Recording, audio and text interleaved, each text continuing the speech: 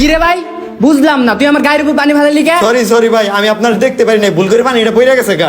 আমি যাইতেছিলাম পিকনিকে, তুই আমার ভিজাই দিলি, আর আমি পিকনিকে যাবো কেমনে? আরে ভাই শুনেন, আল্লাহ যা করে ভালোর জন্যই করে। এমনিতেই পানি ফেলাইছস, আবার কইতেছ আল্লাহ যা করে ভালোর জন্যই করে। তোর মতি যদি কিছু বুঝতেছি না, তুই আমার চিনস নাই, তোরে দেখতাছি খারা। এখন তোরে বুঝাইতেছি আল্লাহ যা করে ভালোর জন্যই করে খারা। এখন তোরে কেডা বাসায় দেখতাছি।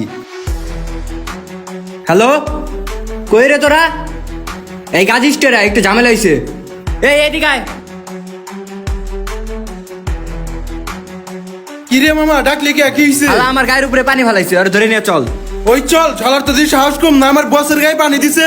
বাইরো শালা ভাই বাইরো। ভাই, কি করতেছেন এডি ভাই? ছাড়েন ভাই। ভাই নিয়ে যেহেতু যাবেন, তাহলে দোকানের শাটারটা বন্ধ করে দেওয়া যায়। এখনই বন্ধ করতাম দোকানটা, এক শাটার বন্ধ করা শেষ। ঠিক আছে, বন্ধ কর।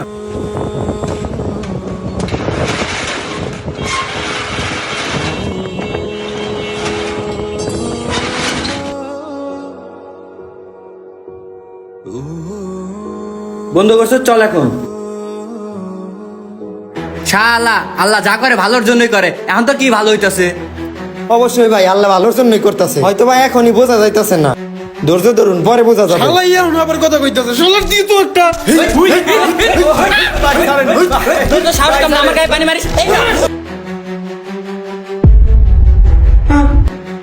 হাই আল্লাহ, এটা কি হলো? এই নৌকায় না আমার ভাইয়ের পিকনিকে যাওয়ার কথা ছিল, ডুবে ডুবে গেছে। হায় আল্লাহ।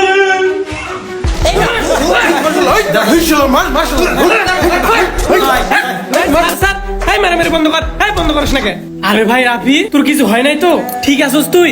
সুস্থ আছস? তুই কি তাহলে পিকনিকে যাস নাই? তোর না পিকনিকে যাওয়ার কথা ছিল, এই জায়গায় তুই? না ভাই, আমি তো পিকনিকে যাইতে পারি নাই।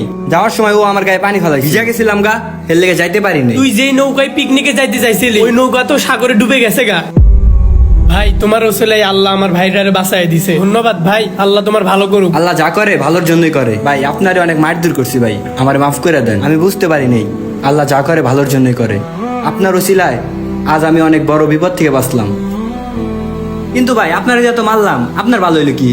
এখন হয়তো বা দেখা যাইতেছে না আমার কি ভালো হইলো, কিন্তু পরে অথবা পরকালে আমার ভালো হবেই, কারণ আল্লাহ যা করে সব ভালোর জন্যই করে। মাফ করে দিয়েন ভাই আমারে। আর ভাই আমার কাছে 500 টাকা ছিল ভাই পিকনিকে যাওয়ার লিগা, ভাই এটা দিয়ে আপনি ওষুধ পানি খায়েন। আচ্ছা ভাই, জানতাইলে মনে কষ্ট নিয়েন না। আচ্ছা ভাই, ঠিক আছে, সমস্যা নেই। ভাই মাফ করে দিয়েন। আচ্ছা ভাই।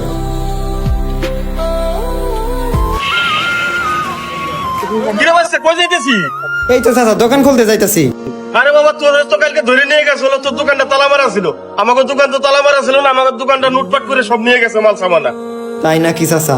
চাচা আপনি কোনো টেনশন করেন না, আপনি একটু ধৈর্য ধরেন, আল্লাহ যা করে ভালোর জন্যই করে। আরে বাবা, লোন উড়ে আমি 2 লাখ টাকার মাল তুলছি দোকানে, বুঝলি? এখন মনে হচ্ছে 10,000 টাকার মাল নাই আমার দোকানে। তো তুই যা, আমি থানায় যাইতেছি একটু। আচ্ছা ঠিক আছে চাচা। জীবনে যত কষ্ট, দুঃখ আর পরীক্ষা আসে, সবাই আল্লাহর ইচ্ছায়। আমরা ভাবি কেন আমাদের সাথে এমন হলো, কিন্তু আল্লাহর প্রতিটি সিদ্ধান্তর আড়ালে থাকে রহমত। কখনো তিনি আমাদের গুনাহ মাফ করার জন্য কষ্ট দেয়, কখনো আবার ভালো জায়গায় পৌঁছানোর জন্য কিছু থেকে দূরে সরিয়ে রাখেন। তাই আমাদের মনে রাখা উচিত, আল্লাহ যা করেন সবাই ভালোর জন্যই করেন।